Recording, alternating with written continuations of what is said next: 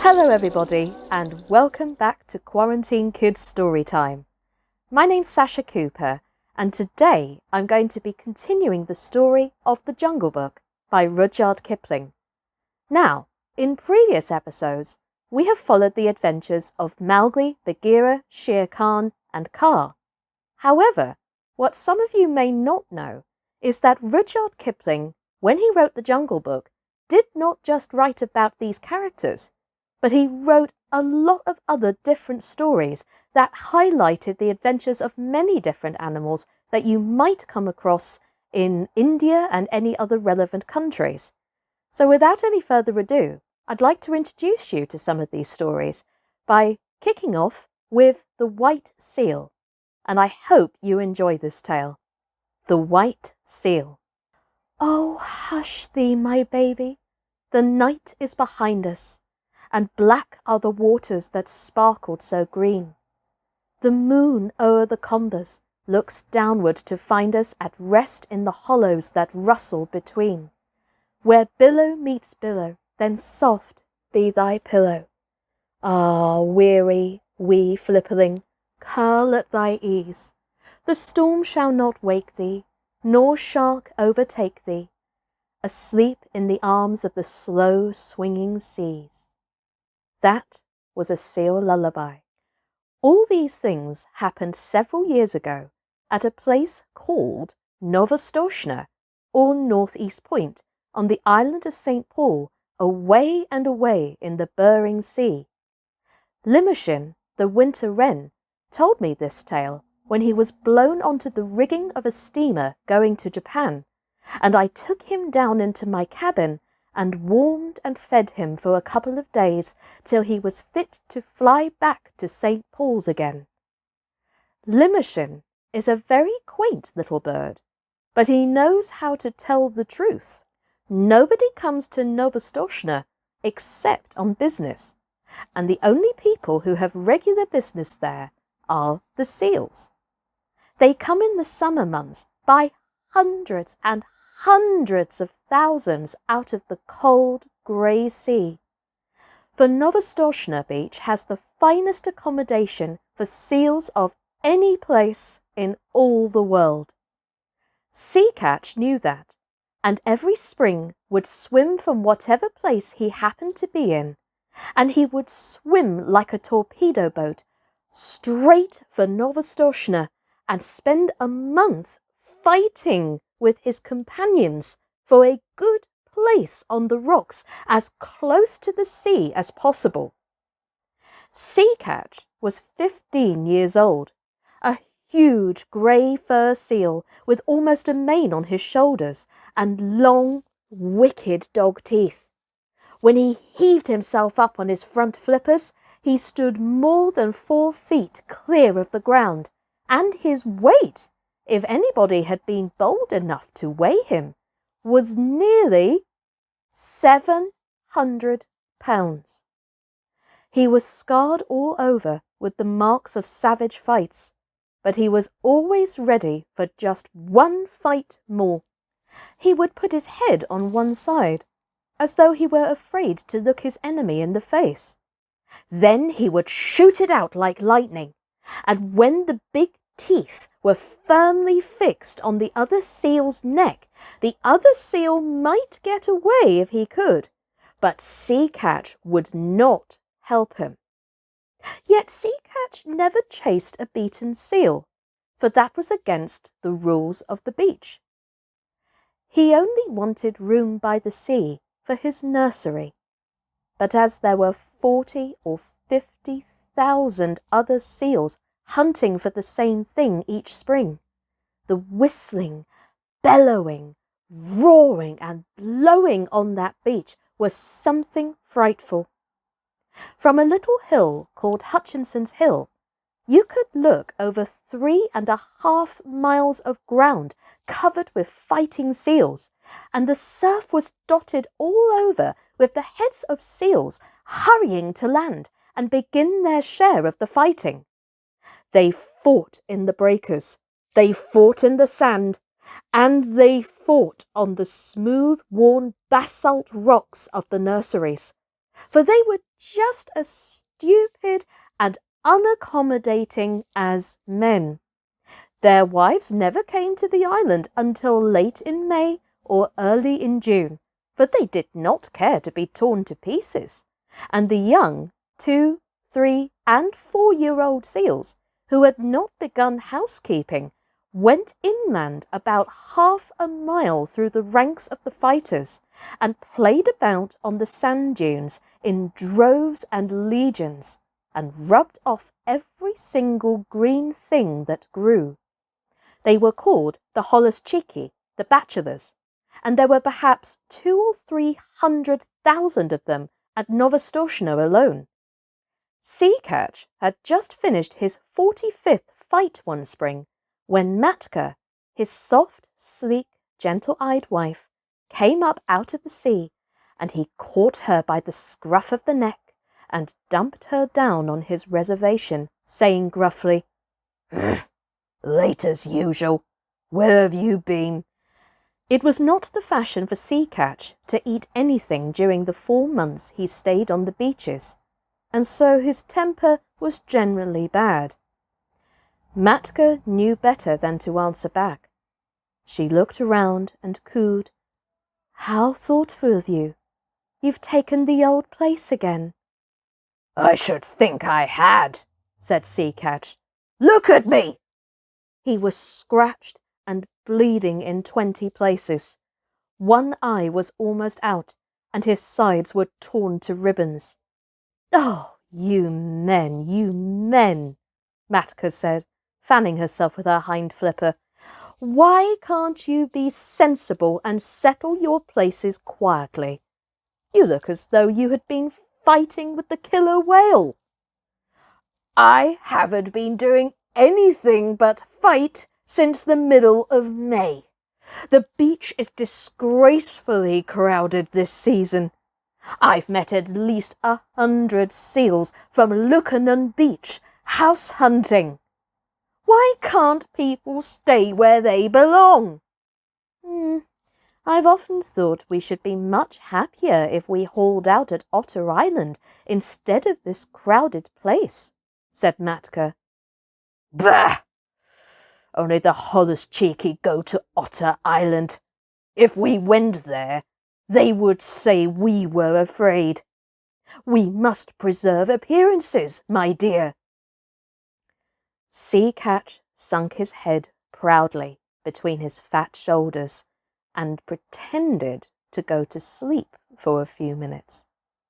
But all the time he was keeping a sharp lookout for a fight. Now that all the seals and their wives were on the land, you could hear their clamour miles out to sea above the loudest gales. At the lowest counting, there were over 1,000,000 seals on the beach. Old seals, mother seals, tiny babies, and holluschickie, fighting, scuffling, bleating, crawling, and playing together, going down to the sea and coming up from it in gangs and regiments, lying over every foot of the ground as far as the eye could reach, and skirmishing about in brigades through the fog. It is nearly always foggy at Nova Scotia, except when the sun comes out and makes everything look all pearly and rainbow-coloured for a little while. Kotick, Matka's baby, was born in the middle of that confusion, and he was all head and shoulders, with pale, watery blue eyes, as tiny seals must be. But there was something about his coat that made his mother look at him very closely. "Sea Catch," she said at last, "our baby's going to be white." "Ugh, empty clamshells and dry seaweed," snorted Sea Catch. "There never has been such a thing in the world as a white seal." "Oh, I can't help that," said Matka. "There's going to be now." And she sang the low, crooning seal song that all the mother seals sing to their babies. You mustn't swim till you're 6 weeks old, or your head will be sunk by your heels.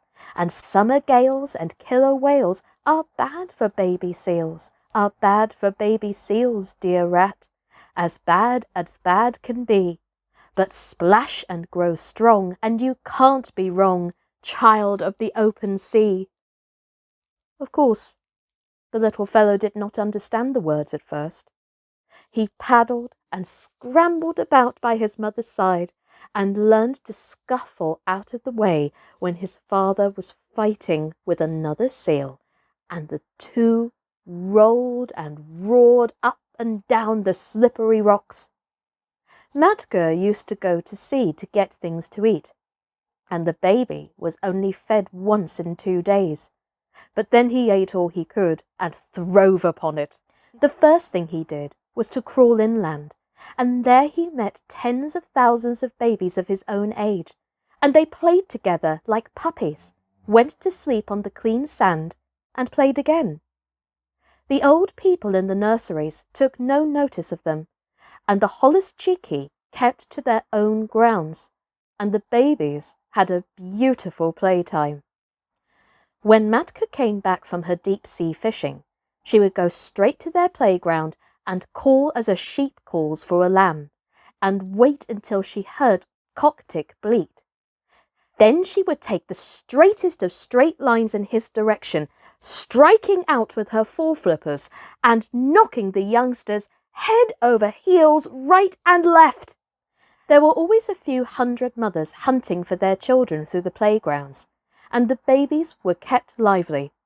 But as Matka told Cocktick, so long as you don't lie in muddy waters and get mange, or rub the hard sand into a cut or scratch, and so long as you never go swimming when there is a heavy sea, nothing will hurt you here.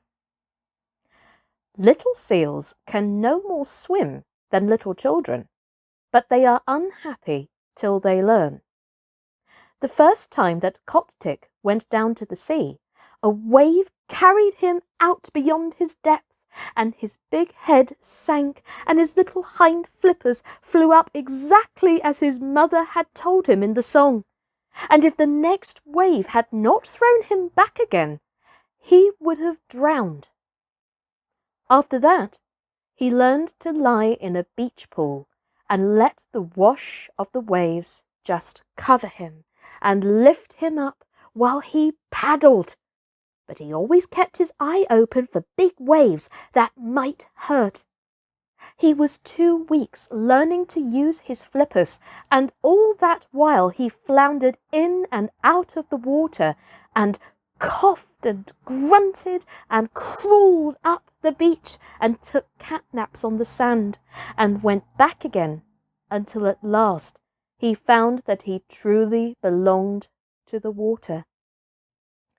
Then you can imagine the times that he had with his companions, ducking under the rollers, or coming in on top of a comber, and landing with a swash and a splutter as the big wave went whirling far up the beach, or standing up on his tail and scratching his head as the old people did, or playing "I'm the king of the castle" on slippery, weedy rocks that just stuck out of the wash. Now and then he would see a thin fin, like a big shark's fin, drifting along close to shore, and he knew that was the killer whale, the grampus, who eats young seals when he can get them. And Kotick would head for the beach like an arrow, and the fin would jig off slowly, as if it were looking for nothing at all. Late in October, the seals began to leave St. Paul's for the deep sea, by families and tribes, and there was no more fighting over the nurseries, and the holluschickie played anywhere they liked. "Next year," said Matka to Cocktick, "you will be a holluschickie, but this year you must learn how to catch fish." They set out together across the Pacific, and Matka showed Kotick how to sleep on his back with his flippers tucked down by his side, and his little nose just out of the water. No cradle is so comfortable as the long, rocking swell of the Pacific. When Kotick felt his skin tingle all over, Matka told him he was learning the feel of the water, and that tingly, prickly feelings meant bad weather coming, and he must swim hard and get away. In a little time, she said, you'll know where to swim to, but for now we'll follow Sea Pig the porpoise, for he is very wise. A school of porpoises were ducking and tearing through the water, and little Kotick followed them as fast as he could.